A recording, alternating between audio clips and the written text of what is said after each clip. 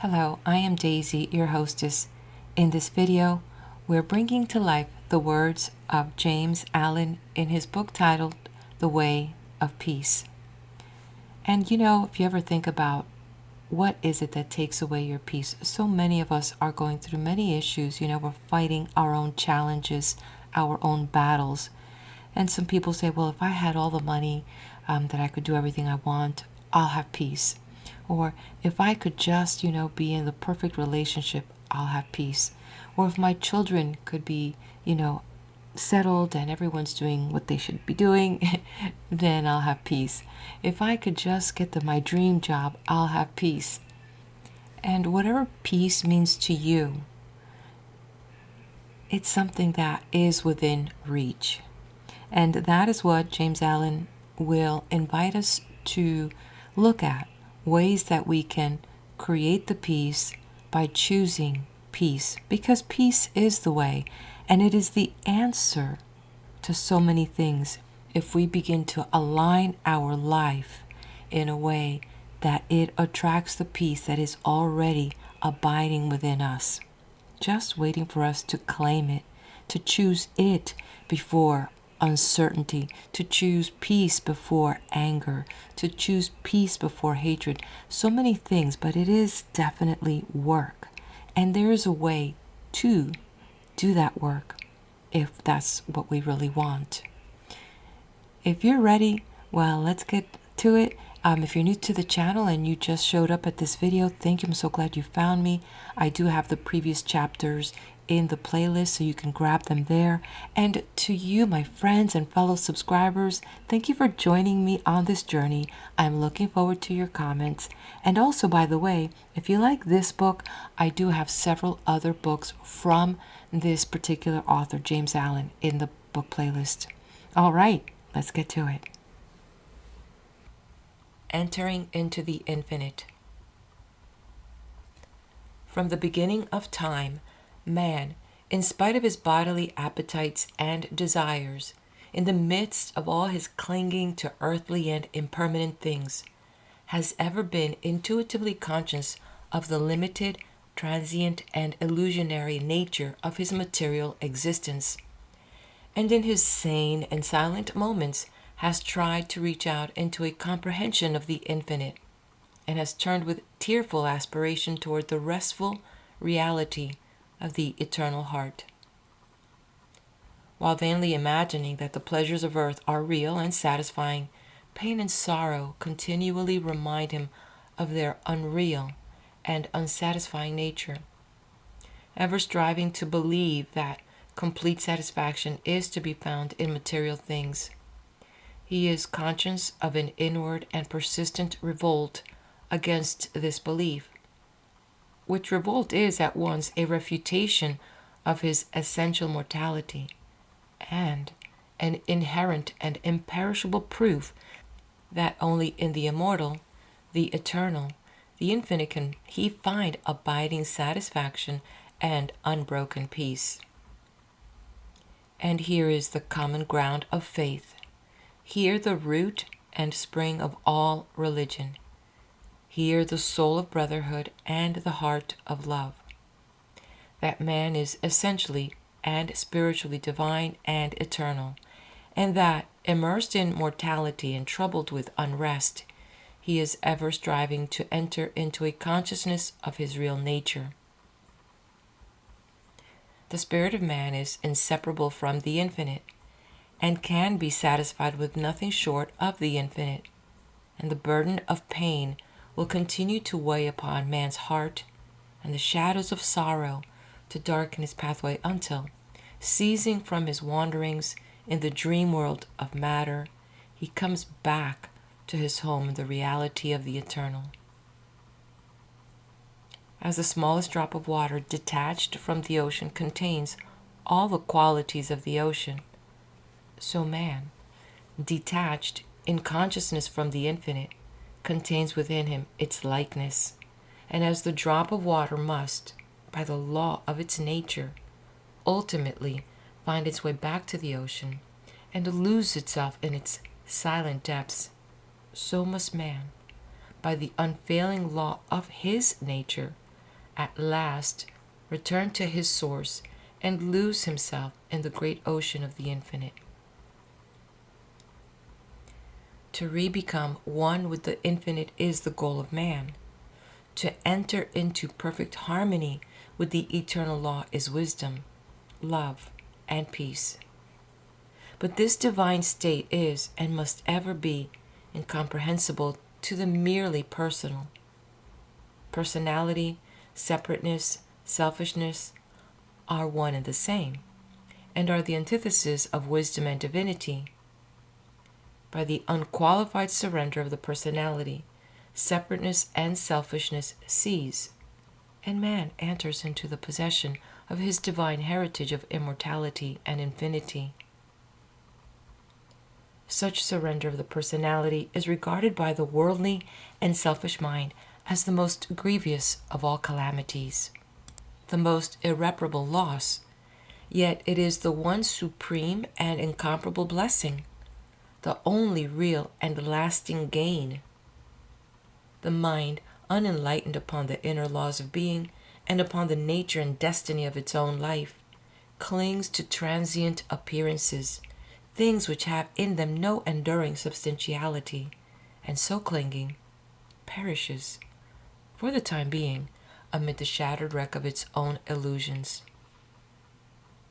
Men cling to and gratify the flesh as though it were going to last forever, and though they try to forget the nearness and inevitability of its dissolution, the dread of death and the loss of all that they cling to clouds their happiest hours, and the chilling shadow of their own selfishness follows them like a remorseless specter.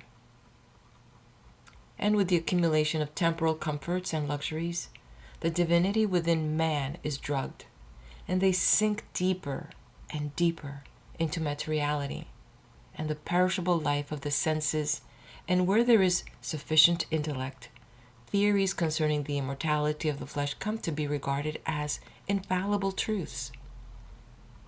When a man's soul is clouded with selfishness in any or every form, he loses the power of spiritual discrimination and confuses the temporal with the eternal, the perishable with the permanent, mortality with immortality, and error with truth. It is thus that the world has come to be filled with theories and speculations having no foundation in human experience. Every body of flesh contains within itself, from the hour of birth, the elements of its own destruction, and by the unalterable law of its own nature must it pass away. The perishable in the universe can never become permanent.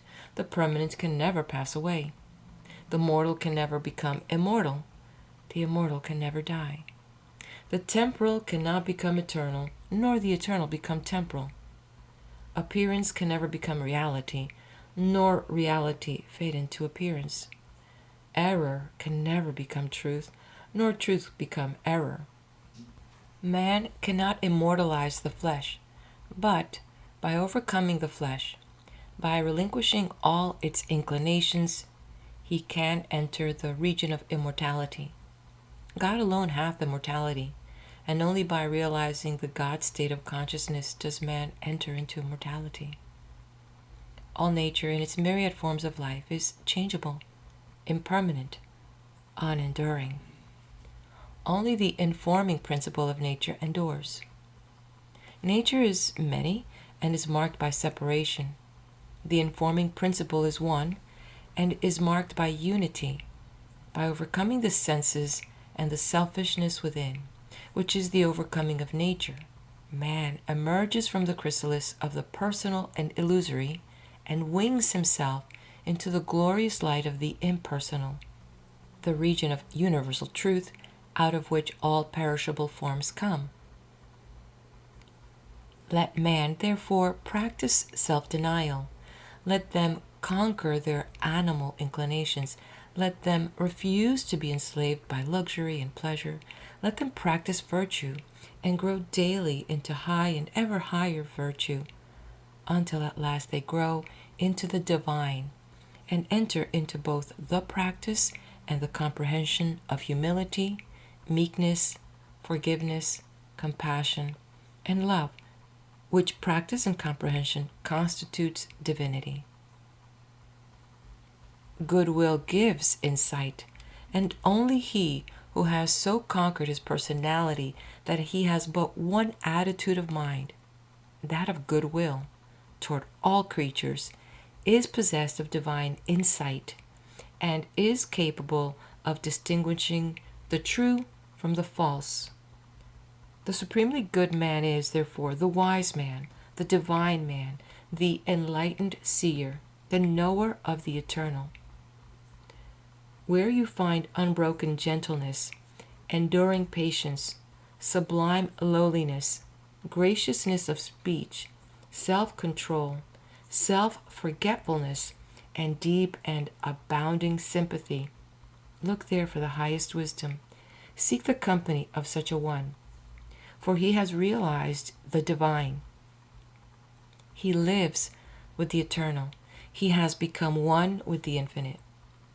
Believe not him that is impatient, given to anger, boastful, who clings to pleasure and refuses to renounce his selfish gratifications, and who practices not goodwill and far-reaching compassion.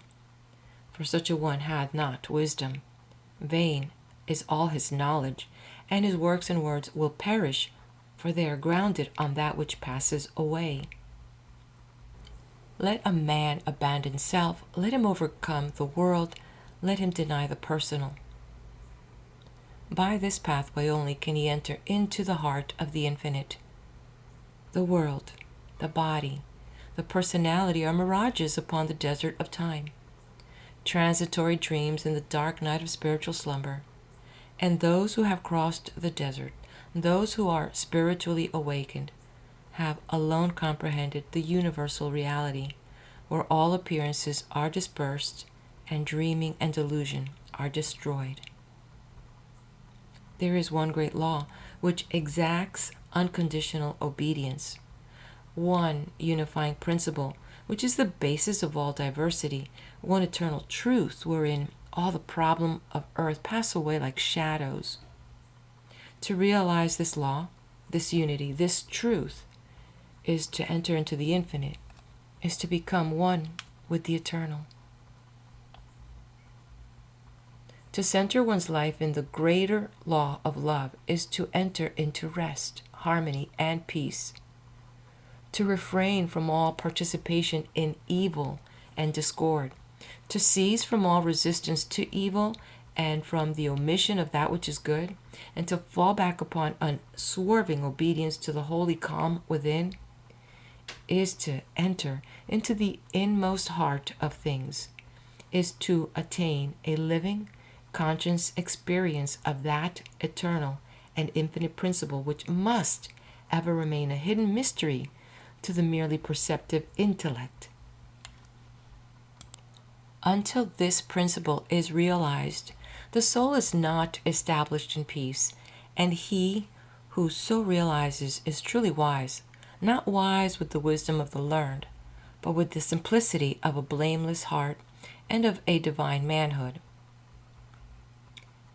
To enter into a realization of the infinite and eternal is to rise superior to time and the world and the body, which comprise the kingdom of darkness, and is to become established in immortality, heaven, and the spirit which make up the empire of light.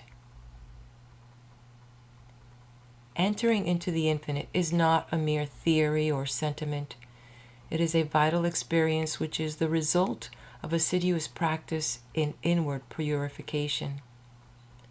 When the body is no longer believed to be, even remotely, the real man, when all appetites and desires are thoroughly subdued and purified, when the emotions are rested and calm, and when the oscillation of the intellect ceases and perfect poise is secured, then, and not till then, does conscious become one with the infinite. Not until then is childlike wisdom and profound peace secured. Men grow weary and gray over the dark problems of life, and finally pass away and leave them unsolved, because they cannot see their way out of the darkness of the personality, being too much engrossed in its limitations.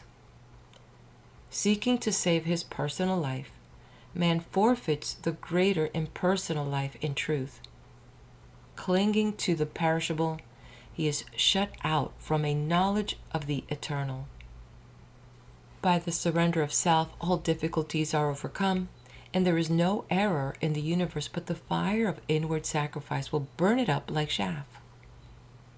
No problem, however great, but will disappear like a shadow under the searching of light of self-abnegation.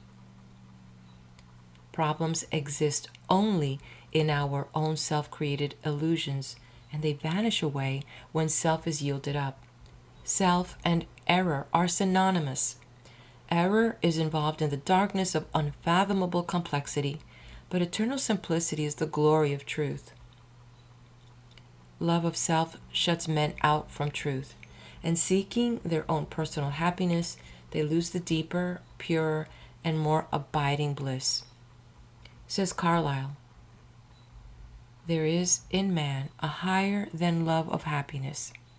He can do without happiness, and instead thereof find blessedness. Love not pleasure, love God. This is the everlasting yeah, wherein all contradiction is solved, wherein whoso walks and works, it is well with him.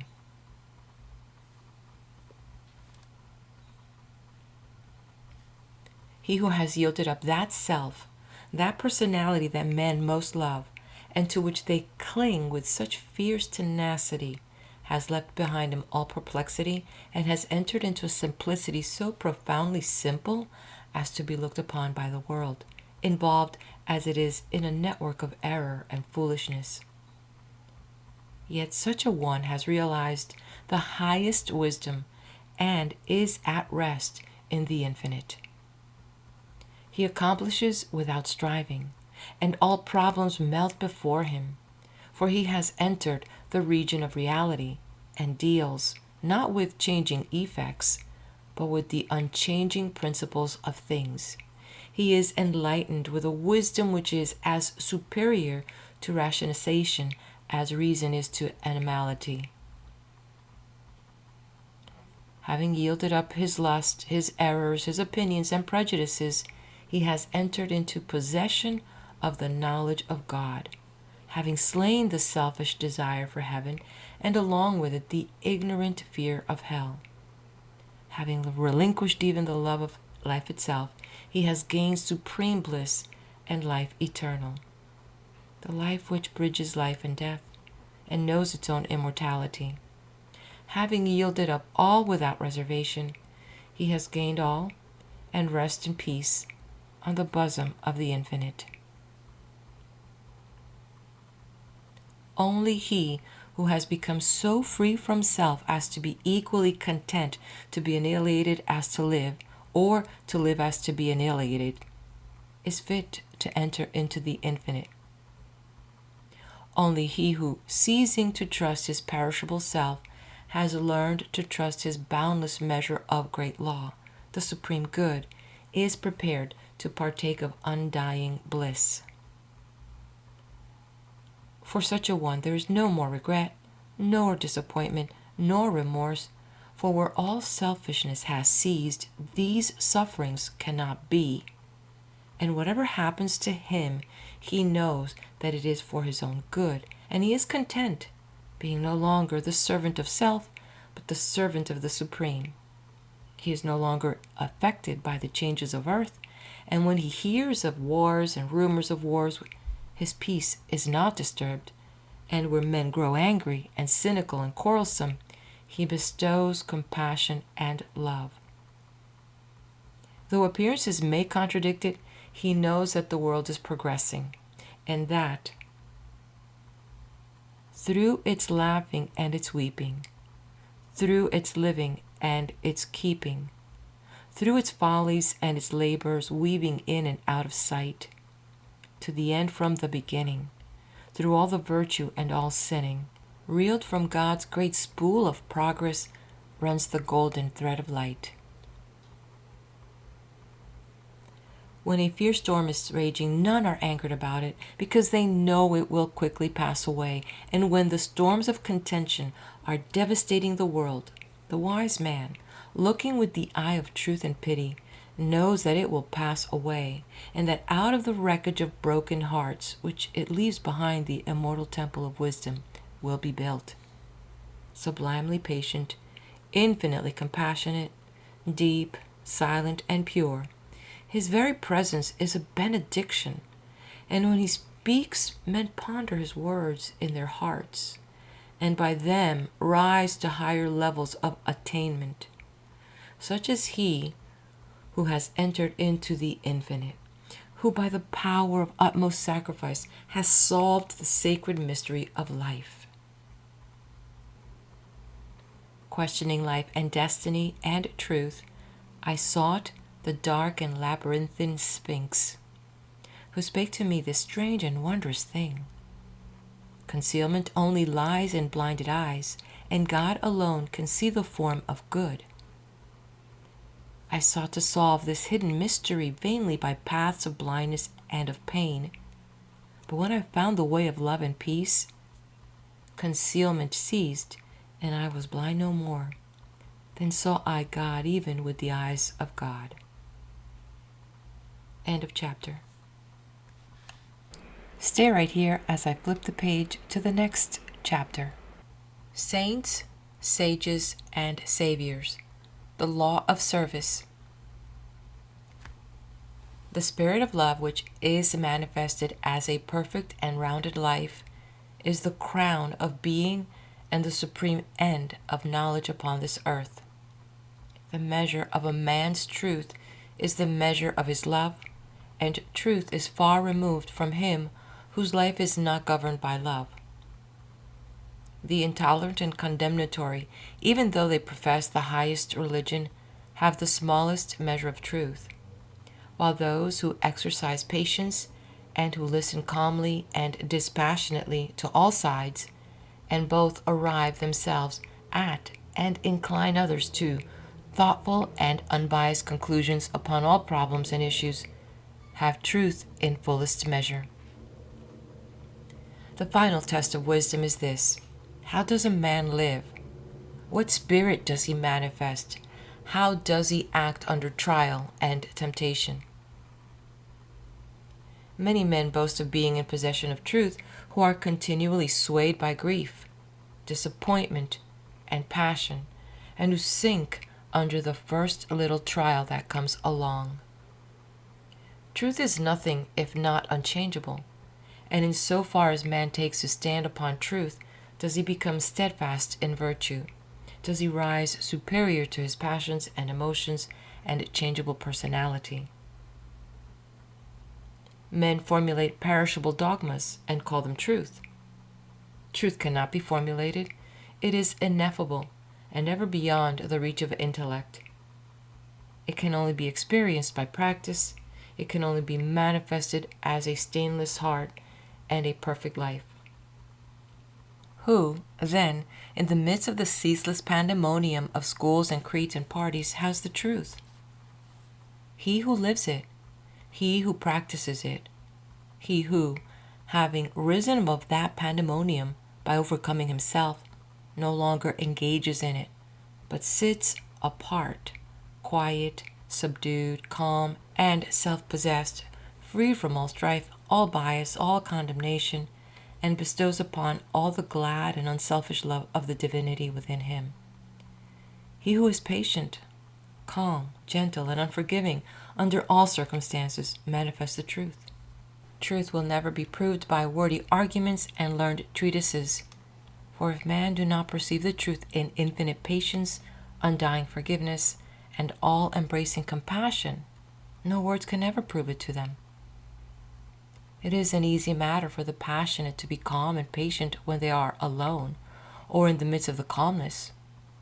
It is equally easy for the uncharitable to be gentle and kind when they are dealt kindly with. But he who retains his patience and calmness under all trial, who remains sublimely meek and gentle under the most trying circumstances, he and he alone is possessed of the spotless truth. And this is so because such lofty virtues belong to the divine and can only be manifested by one who has attained to the highest wisdom, who has relinquished his passionate and self-seeking nature, who has realized the supreme and unchangeable law, and has brought himself into harmony with it. Let men, therefore, cease from vain and passionate arguments about truth, and let them think and say and do those things which make for harmony, peace, love, and goodwill. Let them practice heart virtue, and search humbly and diligently for the truth which frees the soul from all error and sin, from all that blights the human heart, and that darkens, as with unending night, the pathway of the wandering souls of earth. There is one great all-embracing law which is the foundation and cause of the universe, the law of love. It has been called by many names in various countries and at various times. But behind all its names, the same unalterable law may be discovered by the eye of truth. Names, religions, personalities pass away, but the law of love remains. To become possessed of a knowledge of this law, to enter into consciousness harmony with it, is to become immortal, invincible, indestructible. It is because of the effort of the soul to realize this law that men come again and again to live, to suffer, and to die. And when realized, suffering ceases, personality is dispersed, and the fleshly life and death are destroyed, for consciousness becomes one with the eternal. The law is absolutely impersonal, and its highest manifested expression is that of service. When the purified heart has realized truth, it is then called upon to make the last, and no special letter of doctrine to preach and defend. They never sought to convert and to proselytize. Living in the highest goodness, the supreme perfection, their sole object was to uplift mankind by manifesting that goodness in thought, word, and deed. They stand between man the personal and God the impersonal, and serve as exemplary types for the salvation of self-enslaved mankind. Men who are immersed in self and who cannot comprehend the goodness that is absolutely impersonal deny divinity to all saviors except their own, and thus introduce personal hatred and doctrinal controversy, and while defending their own particular views with passion, look upon each other as being heathens or infidels, and so render null and void, as far as their lives are concerned, the unselfish beauty and holy grandeur of the lives and teachings of their own masters. Truth cannot be limited. It can never be the special prerogative of any man, school, or nation, and when personality steps in, truth is lost. The glory alike of the saint, the sage, and the Savior is this, that he has realized the most profound lowliness, the most sublime unselfishness. Having given up all, even his own personality, all his works are holy and enduring, for they are freed from every taint of self. He gives, yet never thinks of receiving. He works without regretting the past or anticipating the future, and never looks for reward. When the farmer has tilled and dressed his land and put in the seed, he knows that he has done all that he can possibly do, and that now he must trust to the elements and wait patiently for the course of time to bring about the harvest, and that no amount of expectancy on his part will affect the result.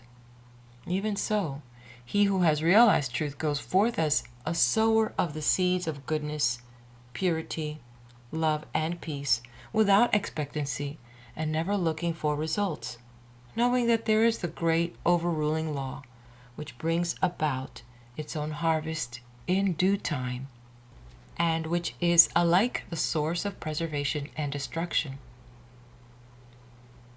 Men, not understanding the divine simplicity of a profoundly unselfish heart, look upon their particular Savior as the manifestation of a special miracle, as being something entirely apart and distinct from the nature of things, and as being, in his ethical excellence, eternally unapproachable by the whole of mankind.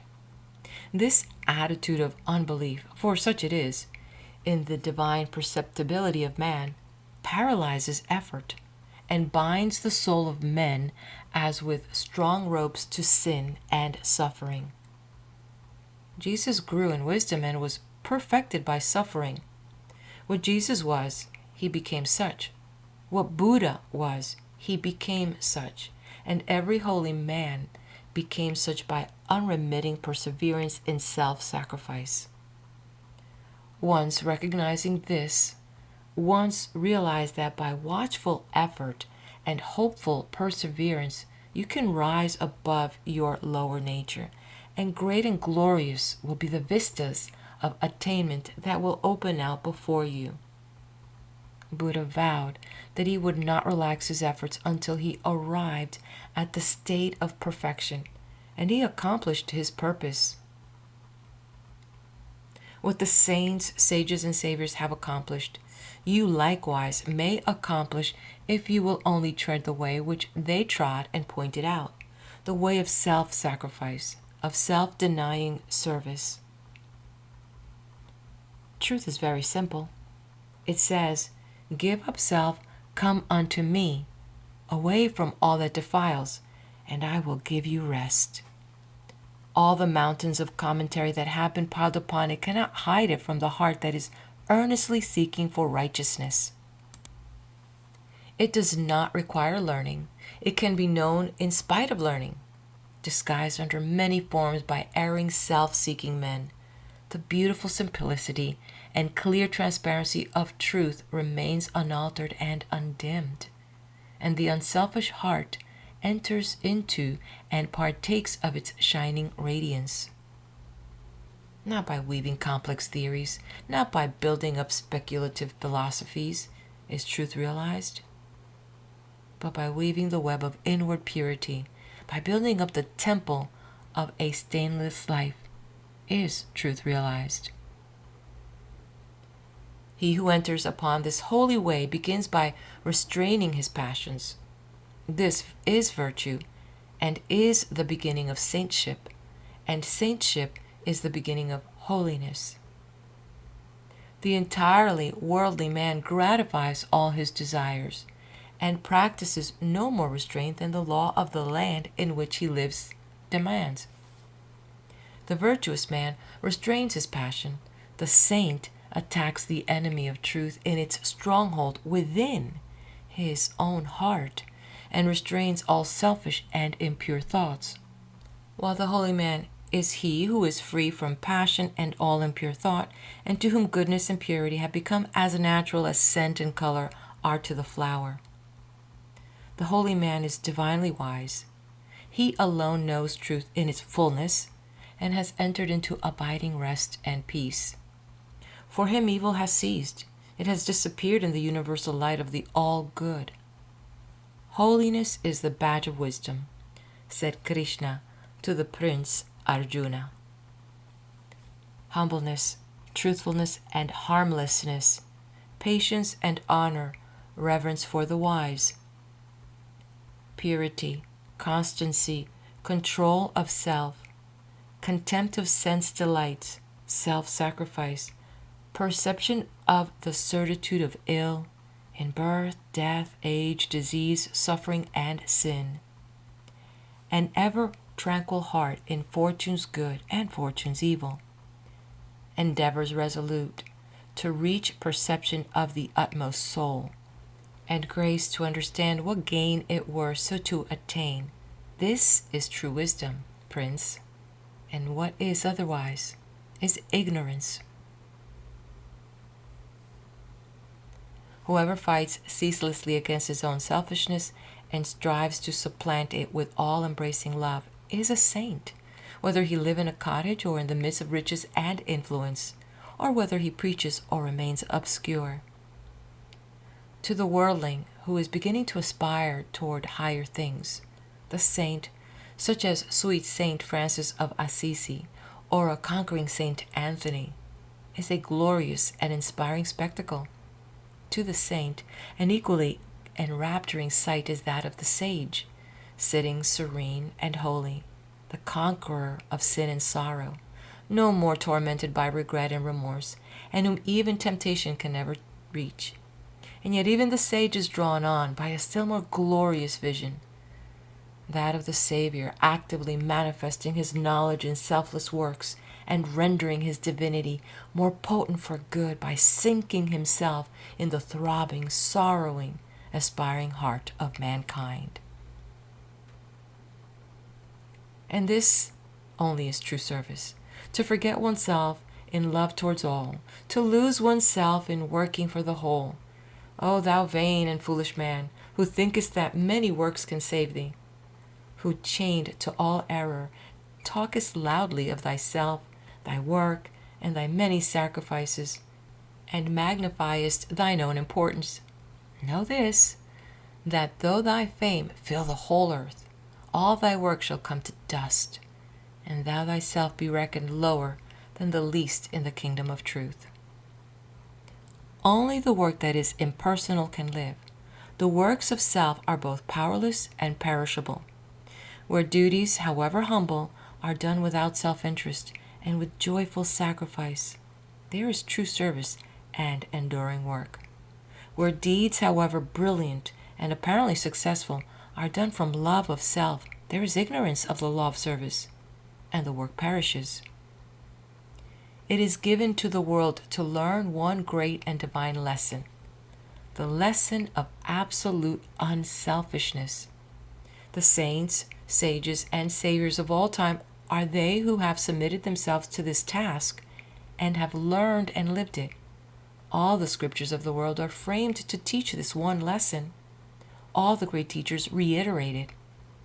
It is too simple for the world, which, scorning it, stumbles along in the complex ways of selfishness. A pure heart is the end of all religion and the beginning of divinity. To search for this righteousness is to walk the way of truth and peace, and he who enters this way will soon perceive the immortality which is independent of birth and death, and will realize that in the divine economy of the universe, the humblest effort is not lost. The divinity of a Krishna, of a Gautama, or a Jesus is the crowning glory of self-abnegation, the end of the soul's pilgrimage in matter and mortality, and the world will not have finished its long journey until every soul has become as these and has entered into the blissful realization of its own divinity. Great glory crowns the heights of hope by arduous struggle won. Bright honor rounds the hoary head that mighty works hath done. Fair riches come to him who strives in ways of golden gain, and fame enshrines his name who works with genius glowing brain. But greater glory awaits for him who, in the bloodless strife, gains self and wrong, adopts in love the sacrificial life. And brighter honor rounds to the brow of him who, mid the scorns of blind idolaters of self, accepts the crown of thorns. And fairer, purer riches come to him who greatly strives to walk in ways of love and truth, to sweeten human lives. And he who serveth well mankind exchanges fleeting fame for light eternal, joy and peace, and robes of heavenly flame. End of chapter. All right, we flip the page to the next chapter. The realization of perfect peace. In the external universe, there is ceaseless turmoil, change, and unrest. At the heart of all things, there is undisturbed repose. In this deep silence dwelleth the eternal. Man partakes of this duality, and both the surface change and disquietude and the deep-seated eternal abode of peace are contained within him. As there are silent depths in the ocean, which the fiercest storm cannot reach, so there are silent, holy depths in the heart of man, which the storms of sin and sorrow can never disturb. To reach this silence and to live consciously in it is peace. Discord is rife in the outward world, but unbroken harmony holds sway at the heart of the universe. The human soul, torn by discordant passion and grief, reaches blindly toward the harmony of the sinless state, and to reach this state and to live consciously in it is peace. Hatred severs human lives, fosters persecution, and hurls nations into ruthless war. Yet men, though they do not understand why, retain some measure of faith in the overshadowing of a perfect love. And to reach this love and to live consciously in it is peace. And this inward peace, this silence, this harmony, this love is the kingdom of heaven, which is so difficult to reach because few are willing to give up themselves and become as little children. Heaven's gate is very narrow and minute. It cannot be perceived by foolish men blinded by vain illusions of the world. Even the clear-sighted who discern the way and seek to enter find the portal barred and hard to be unlocked. Its massive bolts are pride and passion, avarice and lust. Men cry, "Peace, peace," where there is no peace, but on the contrary, discord, disquietude, and strife. Apart from that wisdom which is inseparable from self-renunciation, there can be no real and abiding peace. The peace which results from social comfort, passing gratification, or worldly victory is transitory in its nature, and is burnt up in the heat of fiery trial. Only the peace of heaven endures through all trial, and only the selfless heart can know the peace of heaven. Holiness alone is undying peace. Self-control leads to it, and the ever-increasing light of wisdom guides the pilgrim on his way. It is partaken of in a measure as soon as the path of virtue is entered upon, but it is only realized in its fullness when self disappears in the consummation of stainless life. This is peace, to conquer love of self and lust of life, to tear deep-rooted passion from the heart, to still the inward strife. If, O reader, you would realize the light that never fades, the joy that never ends, and the tranquility that cannot be disturbed, if you would leave behind forever your sins, your sorrows, your anxieties, and perplexities, if I say you would partake of this salvation, this supremely glorious life, then conquer yourself. Bring every thought, every impulse, every desire into perfect obedience to the divine power resident within you. There is no other way to peace but this. And if you refuse to walk it, your much praying and your strict adherence to ritual will be fruitless and unavailing, and neither gods nor angels can help you. Only to him that overcometh is given the white stone of the regenerate life, on which is written the new and ineffable name. Come away for a while from external things, from the pleasures of the senses, from the arguments of the intellect, from the noise and the excitements of the world, and withdraw yourself into the inmost chamber of your heart, and there, free from the sacrilegious intrusion of all selfish desires, you will find a deep silence, a holy calm, a blissful repose. And if you will rest a while in that holy place and will meditate there, the faultless eye of truth will open within you, and you will see things as they really are. This holy place within you is your real and eternal self. It is the divine within you, and only when you identify yourself with it can you be said to be clothed in your right mind. It is the abode of peace, the temple of wisdom, the dwelling place of immortality. Apart from this inward resting place, this mount of vision, there can be no true peace, no knowledge of the divine. And if you can remain there for 1 minute, 1 hour, or 1 day, it is possible for you to remain there always. All your sins and sorrows, your fears and anxieties are your own, and you can cling to them or you can give them up.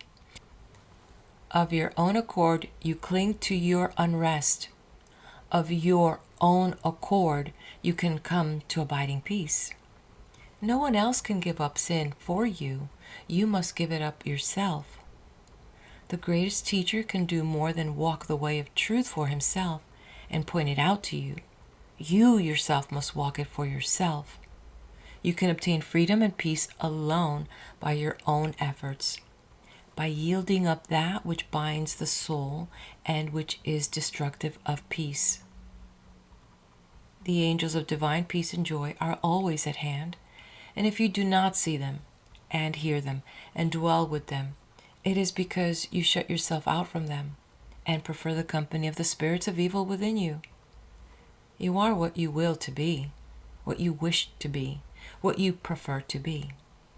You can commence to purify yourself, and by so doing can arrive at peace, or you can refuse to purify yourself and remain with suffering. Step aside, then, come out of the fret and the fever of life, away from the scorching heat of self, and enter the inward resting place where the cooling airs of peace will calm, renew, and restore you. Come out of the storms of sin and anguish. Why be troubled and tempt-tossed when the haven of peace of God is yours? Give up all self-seeking, give up self, and lo, the peace of God is yours. Subdue the animal within you. Conquer every selfish uprising, every discordant voice. Transmute the base metals of your selfish nature into the unalloyed gold of love, and you shall realize the life of perfect peace. Thus subduing, thus conquering, thus transmuting, you will, O reader, while living in the flesh, cross the dark waters of mortality, and will reach that shore upon which the storms of sorrow never beat, and where sin and suffering and dark uncertainty cannot come. Standing upon the shore, holy, compassionate, awakened, and self-possessed, and glad with unending gladness, you will realize that never the Spirit was born. The Spirit will cease to be never. Never was time, it was not. End and beginning are dreams. Birthless and deathless and changeless remaineth the Spirit forever. Death had not touched it at all, dead though the house of it seems. You will then know the meaning of sin, of sorrow, of suffering, and that the end thereof is wisdom. Will know the cause and the issue of existence. And with this realization you will enter into rest, for this is the bliss of immortality, this the unchangeable gladness, this the untrammeled knowledge, undefiled wisdom, and undying love. This and this only is the realization of perfect peace. O thou who wouldst teach men of truth, hast thou passed through the desert of doubt? Art thou purged by the fires of sorrow? Hath Ruth the fiends of opinion cast out of thy human heart? Is thy soul so fair that no false thought can ever harbor there? O thou who wouldst teach men of love, hast thou passed through the place of despair? Hast thou wept through the dark night of grief?